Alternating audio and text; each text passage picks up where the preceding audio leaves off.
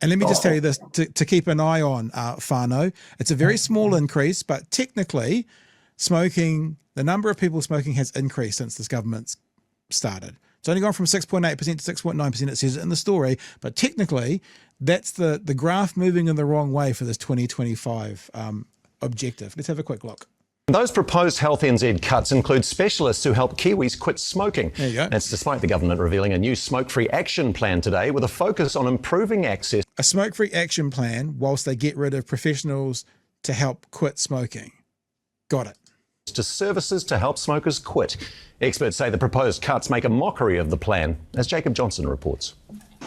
Time is running out to stub out cigarette use, with a goal to get smoking rates under 5% by the end of 2025. Many are still struggling to give up. I'm down to 3 or 4 cigarettes a day instead of a pack a day. It's hard to stop. It's like breakfast and dinner, lunch. In order to achieve the smoke-free 2025 goal, 80,000 people need to quit over the next year. The latest figures show daily smoking rates are at 6.9%, up from 6.8% the previous year. So, an increase. Very small. If it was a political poll, you'd say margin of error, but it is going in the wrong direction. We did kind of to some extent take our eye off the ball over the last year. Casey Costello today announcing a final... Sorry, understatement of the year. They didn't take their eye off the ball. They moved away and let the ball come straight through and knock everything over. They helped the ball knock the wickets over.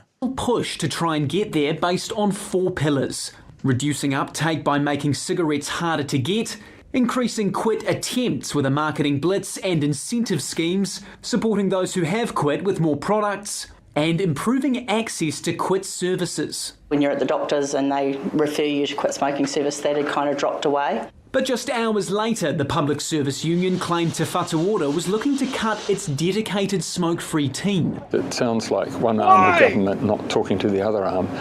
So that's going to particularly cripple even some of the potential benefits that might have come about through this new plan. Casey Costello disagrees, telling One News many of the quit services come from contracted community providers like this one in South Auckland. The other services that are being cut, I believe, are those that help to coordinate, monitor and support some of those community providers. The government's faced scrutiny over its stance on smoking since day one, repealing plans for a law that would ban the sale of cigarettes to anyone born after 2008, reduce the number of stores that can sell tobacco, and remove nicotine from cigarettes. Casey Costello's also been criticised for halving the excise tax on heated tobacco products. This health professor says her new plan lacks ambition. There's nothing particularly inspiring or new. It feels like a very light touch, and I just don't think it's going to cut the mustard. We're reinvigorating what was working and driving that connection. She maintains the 5% goal is achievable with just 13 months to go. There you go. 80,000 people in the next 13 months have to stop smoking to achieve that target, and currently, incrementally, tinily, it's on the increase. Gary, like I said, I know we're not necessarily got all the nuts and bolts about this, but surely you've got something that you can offer us about what you're seeing in that story, which is indicative of what we're seeing in the health system. Well, what can I say that wasn't said in the piece? Big Tobacco could not have found a better government, a more friendly government to help their aims than this one.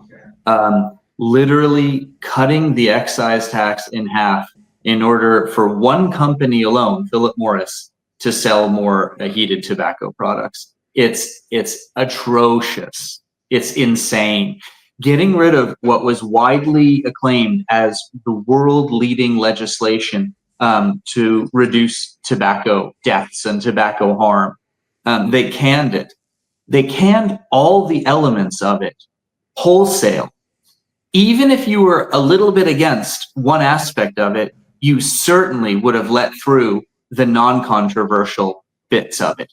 Instead, they threw away all of the aspects, reducing the number of stores, reducing nicotine content, etc. This is a pro-tobacco government. There's no two ways about it. And I don't know if you've talked about this before, but if you look at the tentacles of Philip Morris and of Big Tobacco that reach into this government, there's too many coincidences. We've got ministers that were tobacco lobbyists for Philip Morris.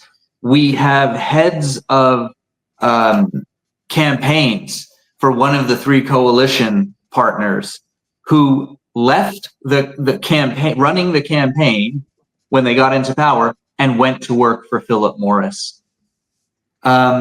It's wild. It's awful. And I feel like this is a government made up of lobbyists rather than of health advocates. And yeah. I think the one thing I'll disagree with you on, Gary, is when you said they were tobacco lobbyists, because at me, it basically seems that they probably still are.